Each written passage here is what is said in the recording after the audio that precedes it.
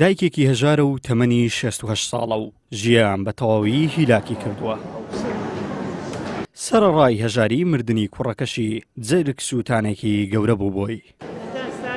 دوای ماوەیەک لە مردنی کوڕەکەی بووکەکەشی بە نەخۆشی کۆچی دوایی دەکات. هەر بۆیە ئەو بۆنەوەکانی دەبێت بە دایک و باوک. دایکە کتان ماوەی 2 ساڵە بە بەردەوامی لەلایەن دەستگای خێرخوازی بەخشینەوە بەبێ دواکەوتن و پچڕان هاوکاری دەکرێت. ئەمن بخۆم کوڕەکەم ئەمری خوای کرد جەڵتە لە دڵیدا مرد. خوا ئاگادارەمان جیەکیشدا چیشیان نەرد و کولێ ڕاوەستا مرد. هەرحان ئەمن هەتی بە خێو دەکەم دایک مردوو باب مردوو. بە ئەڵای گەورە ئەوە لێرە و خێرخوازان نەبیدەنا هیچ معاشێکم لە چ حیزب و لایەنی دیکە نییە. خوا خێری ئەو خێرخوازانە بنووسێتن کە بڵێت چێ معاشی و هەتیوە بێدایک و بابانەیان دابین کردووە. هەموو سەرەمانجێ خوا دایناوە بەبێ هەموو تەلەفۆنێک دێم معاشەکەی خۆم وەردەگرم خوایان لێ رازی بێ. ڕێژەیان زۆرە ئەوانەی بە یارمەتی خوا پێداوە ماگانە موچەی بێباوکان لە دەستگای خێرخوازی بەخشینەوە وەردەگرن. زەلام من نێبرم کاسی کوڕم نییە پارەم بداتێ کەسی وام نییە ئەگە بە تمای پارەی ئێرە نەبی ئەمن معناوە لە برستان ئەمن ئەوە 3 ساڵە. ئەرێ وەڵڵە بە بەردەوامی وەردەگرم. ئێستا 3 ساڵە دوای برێمردنی هاوسەرەکەم بەبێ پوچڕان ئەمەلێکوانە هەموو مانجێ هاوکاری خۆمان وەردەگری.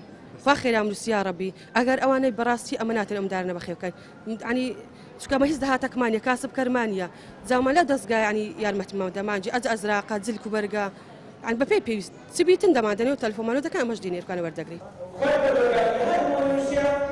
دەستگای خێرخوازی بەخشین یەکێک لە بەشەکانی بەشی بێباوکانە و کە لە سەرجەم هەرێمی کوردستان 689 منداڵی هەتی و تێیدا موچەیان بۆ دابین دەکرێت. موچەیمانجی هەفتمان دابین کردووە بۆ تەواوی بێباوکان کە دیارە ڕێژەی بێباوکان لە بەشی بێباوکانی دەستگای خێرخوازی بەخشین 689 منداڵ لە لای ئێمە موچە وەردەگرن کە ئەمڕۆ ئێمە ڕۆژێک مەماوە بۆ سەریماک بەبێت دواکەوتن بە هاوکاری خێرخوازان بەڕاستی ئێمە بەرنامەیەکمان داناوە کە لە کاتی خۆی و لە سەری مانگا دیارە موچەی ماگانە دابش دەکەین و ئەمڕۆ ئێمە لە ئێستادا لە هەولێر و لە سلێمانی و لە تەواوی شارەکان کە هەڵستاوین بە دابشکردنی موچە پێش دەژن.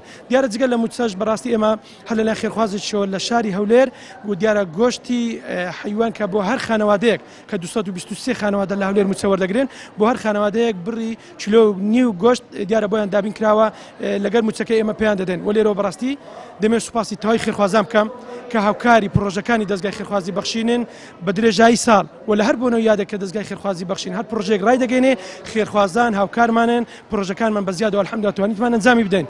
دەستگای خێرخوازی بەخشین پرۆژەی قوربانی لە ڕۆژانی جەژن ئەنجام دەدات لە سەرجەم شارەکانی هەرێمی کوردستان و داوا لە خێرخوازان و خواپێداوان دەکات بەدەمیانەوە بێن بۆ ئەم ساڵ بتوانن پرۆژەکە مەزنتر بکەن. عیمران ئەمیر، کەناڵی ئاسمانی پەیام، هەولێر.